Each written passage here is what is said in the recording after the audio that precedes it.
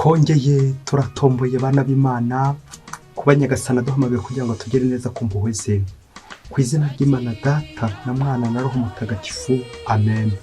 Amahoro bana b'Imana, ni muhumure, Imana iradukunda, ije kudukiza kuri uyu gatanu w'icyumweru cya kabiri cya Noheli, tariki 3 Mutarama 2025. Ng'amasomo agiye kuduhuza n'Imana. Isomo rya mbere ni ryo muri mbere ya Yohani intumwa, umutwe wa 2:29 n'umutwe wa 3 kugeza ku wa 6. Nkoramutima zanjye, niba muzi ko Kristo ari intungane, nimunamenye ko umuntu wese ukora ibitunganye aba akomoka kuri we. Nimurebe urukundo ruhebuje Imana Data yadukunze kugeza naho twitwa abana b'Imana, kandi tukaba turi bo koko. Dore impamvu isi idashobora kutumenya, nuko itamenya Imana. Nkoramutima zanjye, ubu turi abana b'Imana, ariko uko tuzamera ntibiragaragazwa. Gusa tuzi ko igihe Kristo azigaragariza tuzaba dusa nawe, kuko tuzamureba uko ari mu by'ukuri. Umuntu wese kandi umufiteho ayo mizero arisukura nk'uko ari umuziranenge. Umuntu wese ukora icyaha aba arwanyije itegeko, kuko icyaha ari ukurwanya itegeko. Ariko rero muzi ko Yesu yazanywe no kuvanaho ibyaha, kandi akaba nta cyaha kiba muri we. Umuntu wese ugumye muri we ntiyongera gucumura ukundi, naho ucumura wese ntiyamubonye kandi ntiyamumenye. Iryo ni ijambo ry'Imana. Zaburi 98. Imipaka yose y'isi yabonye ugutsinda kw'Imana yacu. Nimuririmbe indirimbo nshya, kuko yakoze ibintu by'agatangaza. Indyo ye kubwo butagatifu byatumye atsinda. Imipaka yose y'isi yabonye ugutsinda kw'Imana yacu. Nimusingize Uhoraho ku isi hose, nimuvuze impundu kandi muririmbe. Nimucurangire Uhoraho kunanga no mu majwi y'indirimbo, mu karumete no mu majwi y'impanda. Nimusingize Umwami Uhoraho. Imipaka yose y'isi yabonye ugutsinda kw'Imana yacu. Nyagasani Yesu nabane namwe. Amagambo mu Ivanjili ntagatifu ko yanditswe na Yohani, umutwe wa 1:29 kugeza ku 34. Muri icyo gihe Yohana abonye Yesu aje amusanga, aravuga ati, dore ntama w'Imana ugiye gukuraho icyaha cy'isi. Niwe navugaga ngira nti, ngiye gukurikirwa n'umuntu nduta, kuko yariho mbere yanjye. Nge sinari muzi, ariko kugira ngo agaragarizwe Isiraheli, naje mbatiriza mu mazi. Nuko Yohana ahamya agira ati, nabonye Roho Mutagatifu, nabonye Roho amanuka nk'inuma ivuye mu ijuru, maze amuguma hejuru. Koko nge sinari muzi, ariko wanyohereje kubatiriza mu mazi yarambwiye ati, uzabona Roho amumanukiraho kandi akamuhama hejuru, ni ubwe ubatiza muri Roho Mutagatifu. Naramwiboneye ubwanjye, kandi ahamya ko ari we Mwana w'Imana. Iyo ni Ivanjili ntagatifu. Naramwiboneye ubwanjye, kandi ndahamya ko ari we Mwana w'Imana. Bayoboke b'Imana, nimugire amahoro. Aha tugeze ni kuri buri munsi. Fungura buri munsi, ufungure buri munsi, ufungurira abandi buri munsi. Ijambo ry'Imana buri munsi, ineza y'Imana buri munsi. Wakira ihumure ry'Imana buri munsi, wakira ineza y'Imana buri munsi, wakira ibisubizo by'Imana buri munsi. Nyagasana akoresha ijambo rye kugira ngo agusubize nanjye mbonereho. Nyagasana akoresha ijambo rye kugira ngo dutunge, atuyobore, atuganisha heza, kuko dukunda, turi abana b'Imana. Aya masomo aze kugufasha, nanjye afashe, kugira ngo tugende neza mu nzira z'Imana, tuba abakristo bahamye, abakristo b'ukuri. Ese mubyeyi, kanguha umwitozo. Nturabona umuntu ufite dogutora ariko atari doguteri? Nturabona umuntu ufite ubwarimu ariko atari mwarimu? Aha, nturabona umuntu ufite ubukristo, yarabatijwe, yewe aranakomezwa hagande amasakamento arenzeho, afite ubukristo, amaze imyaka myinshi cyane abatijwe, afite ubukristo ariko atari umukristo? Nturamubona? Niba utaramubona, hari igihe kizagera nawe ukamubona. Izo ngero zose zabo ubona bafite ibintu ariko narinjye kuvuga batari bo, zireze, zirahari ku buryo bwinshi.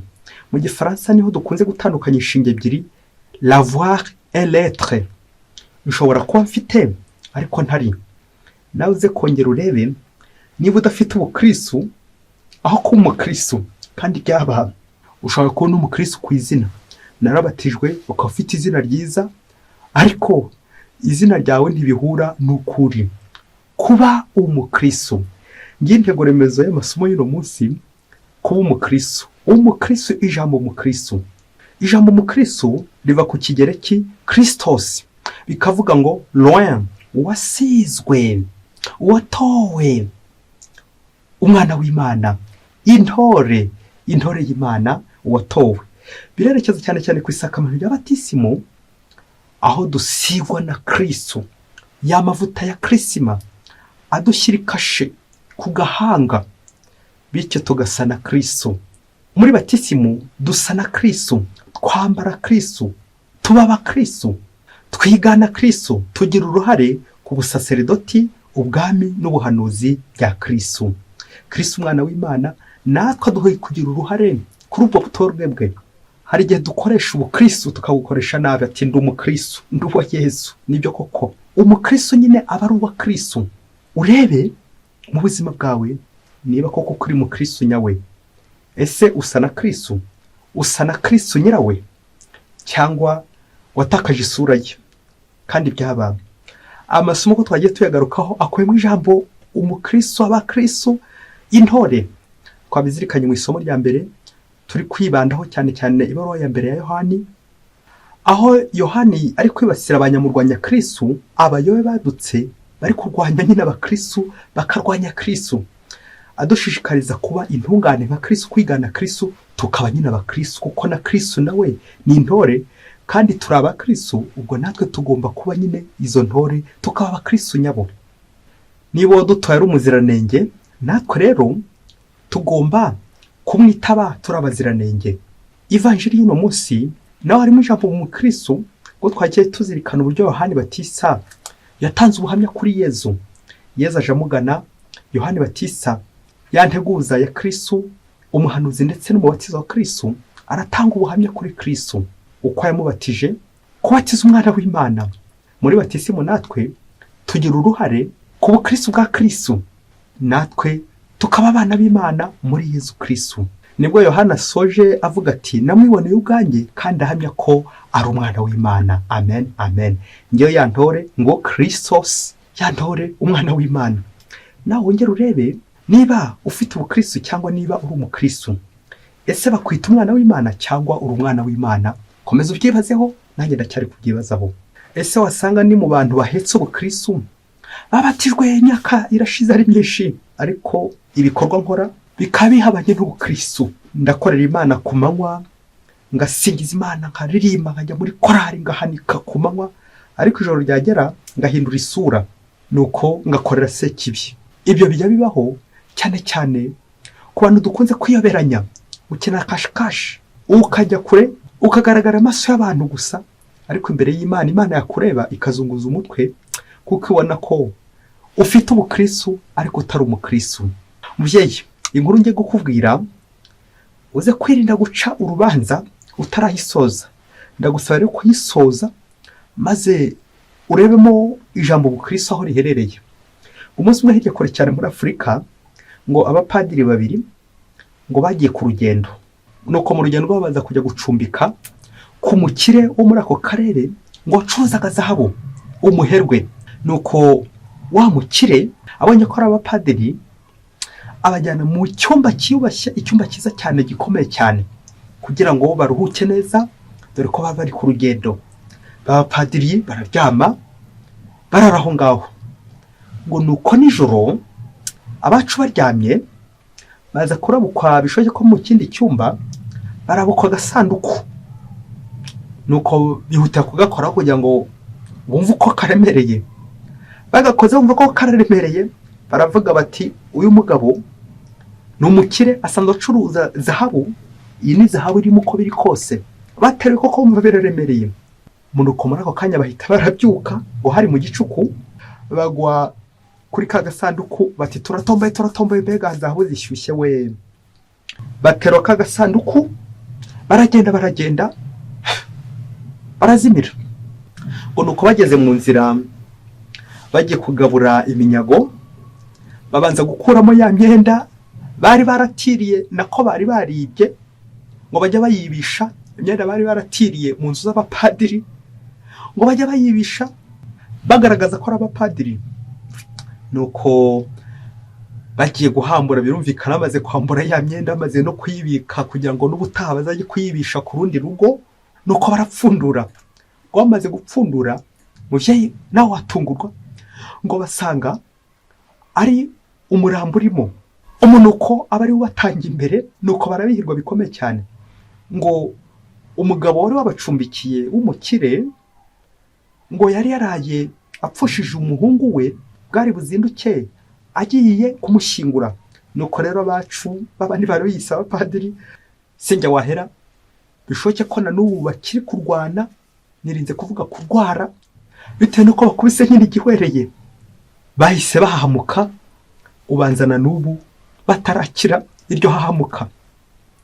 Bishoke ko baherukiye kongera kwiba, ariko n'isi y'igisambira baze n'ubundi.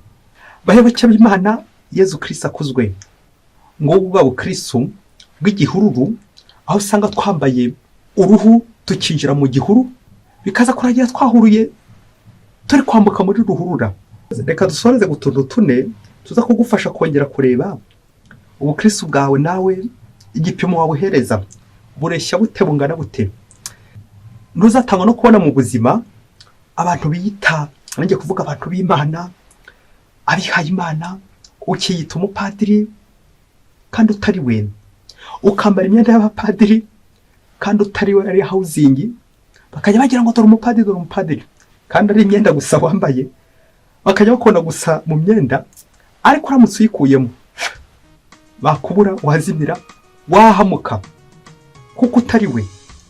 Frere maser, padiri. Hari igihe bishobora kuba wambaye imyenda ariko utari uwe, iyo myenda wayikuramo nawe wazimira cyangwa wahahamuka. Kuri ifoto umuntu akagucumbikira azi ko uri umuntu mwiza, yarangiza ukamuhekura ukamwiba. Ngiye ya minsi y'igisambo bizarangira wa muntu ubeshya cyane bikarangira ari yibeshye, wa muntu wiba bikazarangira yibye, yihekuye. Icya kabiri twazirikana kirababaje kandi giteye impungenge, nawe uzakomeza ubushakashatsi. Abantu barangije icyiciro cya kaminuza bagiye gukora graduation, nuko wajya kubona ukabona bambaye wa mwenda toje, bararuhiye imyaka 5, 10, 20, uruhara rwarahishe mu mutwe. Wajya kubona ukabona ayambitse umukecuru avanye hirya no hino, umusaza avanye hirya no hino, n'undi wose akagenda bahereza ati mwambareho. Niko uwo mwenda koko usokotesha agaciro? Niba uwo mwenda wari ugenewe nyine abantu barangije icyo cyiciro cya kaminuza cyangwa barangije amashuri runaka bitewe nuko ibintu byagenwe, kuki uwambika nguwo utarawuruhiye? Uwo mwambaro kuki utinyuka ukambara umwambaro utari wawe? Gatatu twazirikana koko, urebe ukuntu abantu benshi cyane bakunze kwiba, ukambara imyenda y'abasirikare kugira ngo ujye gukanga abantu, ukafata n'imbunda ukajya kwiba kugira ngo ukange abantu, ukambara imyenda y'abapolisi kugira ngo ucunge umutekano, ucunge twa fraude, ubundi uze gutwikubira udutware, ukambara imyenda y'abapadiri kugira ngo uze kwiba, wibe mu nzu z'abapadiri, wibe mu nzu z'ababikira, wibe, ukambara ivara, ukambara imyenda y'ababikira, ukambara imyenda y'umurimo udakora kugira ngo urusheho kwiba, urusheho kugambana n'ubundi bugizi bwa nabi bwose. Ibyo byose nibyo uri kwihishamo, ariko isura yawe wayambuye. Icya kane, wari wabona intama yambaye uruhu rw'ihene? Wari wabona ikirura cyambaye uruhu rw'intama uburyo biba bimeze? Nguko natwe twongere twirebe uko twambara. Umwambaro uratuganisha ku mwambaro w'abatisimu, wa mwambaro w'ubutungane twambikwa mu isakamento ry'abatisimu, atuzawugerane mu ijuru utanduye. Ubwo ni ubutungane. Twongere turebe natwe aho twagiye twiyambura ubukristo. Wajya gukora amabi ugakuramo ubukristo bwawe, ugakuramo ishapure yawe, ukajugunya Bibiliya kure, ugakuramo ishapure ry'Imana. Wajya gukora amabi ukabanza ukihakana ubukristo, kaza kurangira neza bigaragaye ko wari ufite ubukristo utari umukristo.